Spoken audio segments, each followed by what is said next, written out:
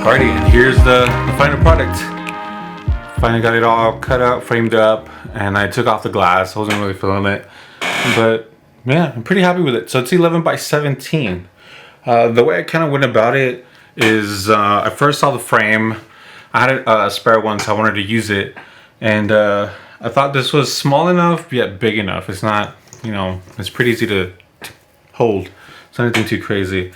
I might do it bigger later on, but this was just cool for me doing it with my current setup and how everything works. So what I did at first, I opened it up on Photoshop and I flattened everything out since I'm not going to need all that, and then I set up my color balance. So I kind of adjusted it a little bit to the way I kind of already know how Canon printers print. Canon printers are a little bit more closer to like the Canon cameras, where they're a little bit more warmer.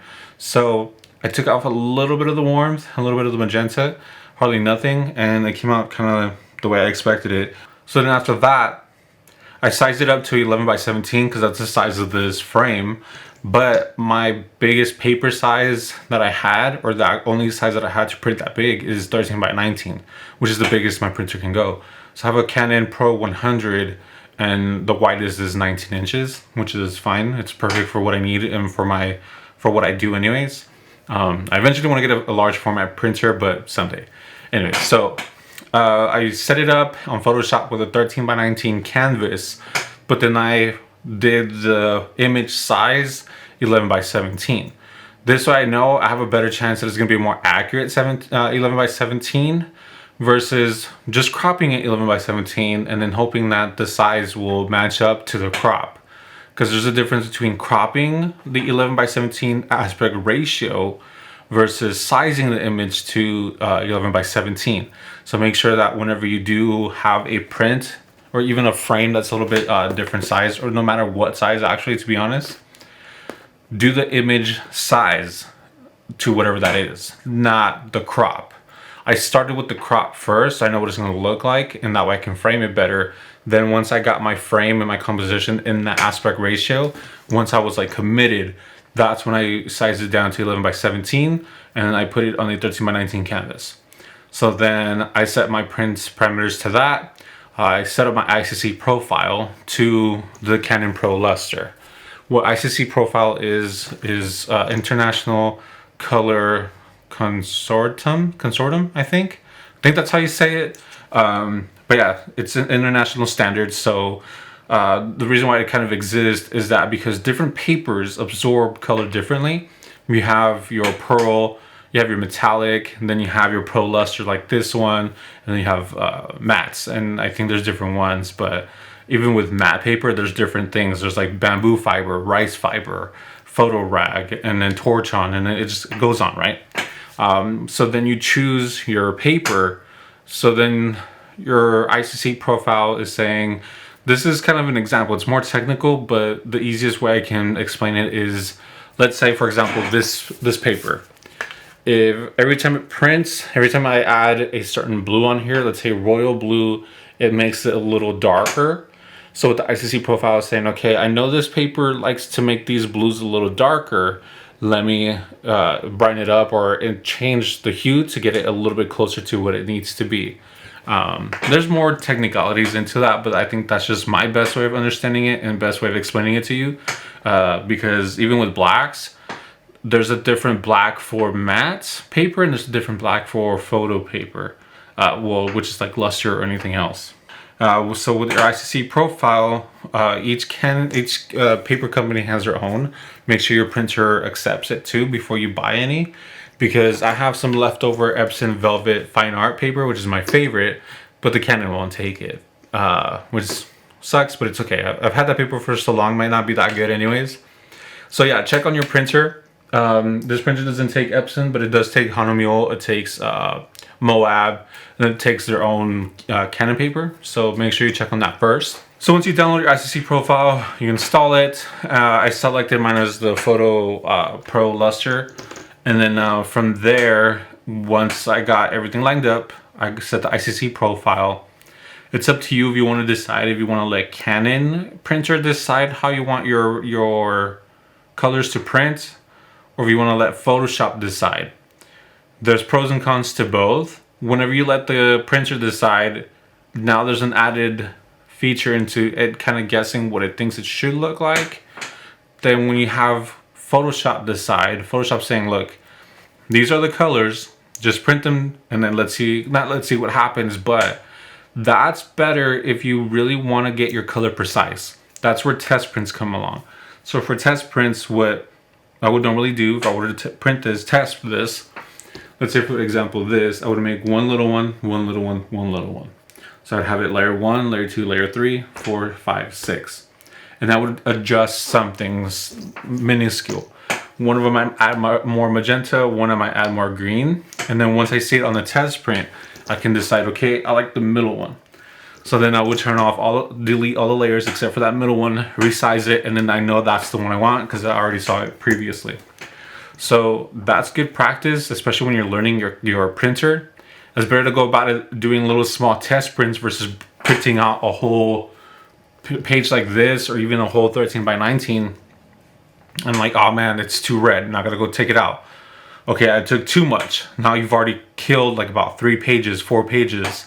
It's better just to kill that one and have multiples in there. Just remember the way it loads. Let's say it loads up, keep putting it up and keep moving to the side. Don't start flipping it because yeah, it's gonna get crazy. Just remember the way it goes in and the way it comes out. So you can do your test prints that way too. So that way you can adjust everything. So that's where I would choose Photoshop. But this Canon printer, I've kind of got it figured out a little bit and I like the way it does it. It doesn't change anything significantly enough where I'm like, I just have to do it again. So I'm really happy with this. I like the colors, everything looks good. So that's where the ICC profiles come in and that's where your test prints come in. Now the reason why ICC profiles and test prints are even a thing to begin with, there's a huge difference between additive color and subtractive color. I'm going to explain those two briefly and as fast but also as understandable as possible.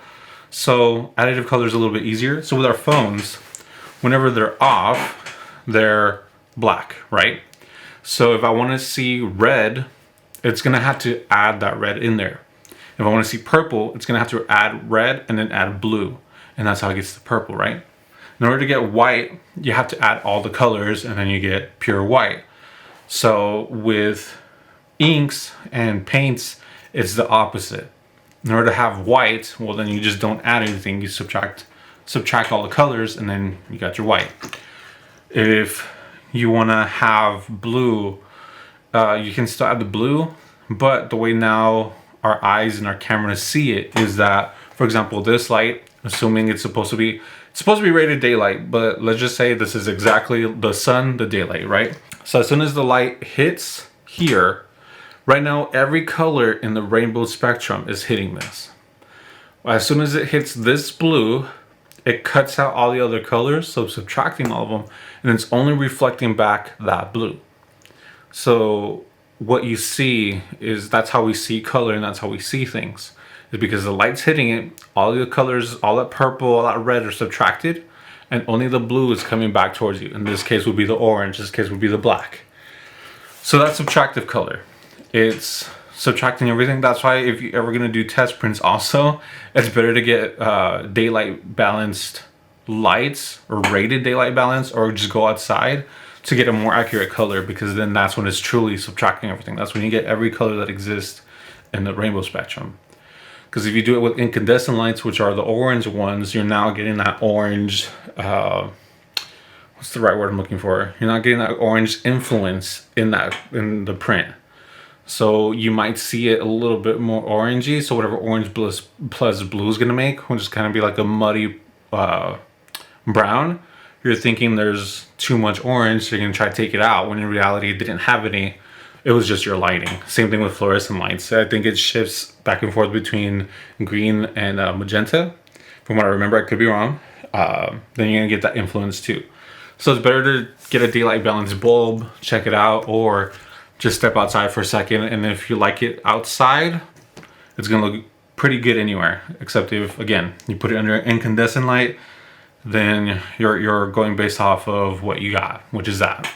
But so yeah, that's kind of the breakdown. I try to add a little bit as possible. I mean, try to add as much as possible, but keeping it small because I want to overflow it, because I know for the most part, you just think, okay, size it, hit print, and that's it. It actually goes a lot deeper than that. I barely kind of touch the surface on everything. If there's something you want me to delve deeper into, let me know. Whether it's ICC profiles, whether it's test prints, what's a good way to do them, whether it's cutting, although cutting I'm not the best right now. I don't have the right tools for it. What I wish I had, I don't know if schools even still have this anymore, but you would stack a whole bunch of papers and then you just clunk all of them and it would just hit them all in one hit. Well, what I like about those is that it's a straighter line. You don't have to sharpen them as often. So you can just have it set it and then just go one fall swoop. What I ended up doing was, because I used a plastic regular one, and then the ones that are perfect for cutting is the ones that have that cork bottom and that are metal. That cork bottom holds onto the print and holds onto the surface that you're holding onto. So when you do your cut, it won't shift. Because I had a plastic one and it was a little jagged edged, it slipped towards the end, so I ended up like curving it a little bit. Luckily, that had to happen. That curve that I created was the line that I needed to be at. So I just ended up pushing it, and once I saw that curve, pushed a hair and then went straight. If you don't have like those cork ones and the X-Acto knife, get your X-Acto knife and just go, be patient, go at a time. Do your best to not move it. So once you're here, come in, cut, and then hold this, replace, keep on going. Don't try to do it all in one hit, because I got confident and I just try to go and then yep. One more thing I want to touch really quick is when you're doing the sizing on Photoshop, make it a little tiny bit bigger, even if it's like 11.01 and 17.01. It's better to cut into the photo a little bit for sizing versus making it smaller. Let's say you're at 10 point whatever 9, and then you don't want to have like a white kind of like border just going everywhere. Or what ended up happening is, if you do cut it to the exact thing without doing your pre-cut first, it'll fall out because it's too small. So it's better to go a little bit bigger and cut down. You might lose a little bit of the image, but there shouldn't be anything too significant enough on the edges anyways, in my opinion, to where you need to have that exact edge. So it's better to go a little tiny bit bigger, cut into it, versus the opposite. Because if you cut exactly 11 by 17, let's say you do have one of those guys or whatever, you measure it out perfectly, you're gonna have a little white border if you don't want one. So to kind of get like the fake matte look, you can do that too. So 11 by 17, just kind of like Google what would fit normally in that aspect ratio. I think it would be an 8 by 12 that you would fit in here. So you can make it 8 by 12 with the border 11 by 17. If you are gonna do that, this is a good point. If you are gonna do that false matte look, make sure you create a black edge around as your guide to cut. Because if not, you're gonna be cutting for days trying to figure out where is it gonna be perfect. So when you print, when you set it all up, like let's say you're in the same predicament I am, where I have to use my 13 by 19, use your 13 by 19, make a 11 by 17, just like the marquee box, make it a stroke of 1 to 2 points. So you have your guideline, and then make the image 8 by 12, and then 8 by 12, then size it up and put it in the center. So that way you have your guided edge, because if not, you're gonna be stuck there trying to cut, shave off a little bit, shave off a little bit, shave off. Yeah, so that's a little tip, a little trick if you want to get that false matte look. I call it false because you're not putting actual matte on there. You're just creating the look of it. So yeah, that's what I would do.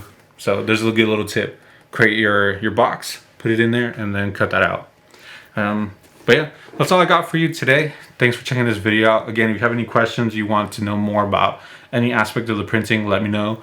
Anything specific you want me to try to do, I'll do my best to make a video and talk about it. If you want to reach out to me, you can write down in the comments. I'm not 100% sure where I'm posting this, if it's going to go just to YouTube or Instagram only.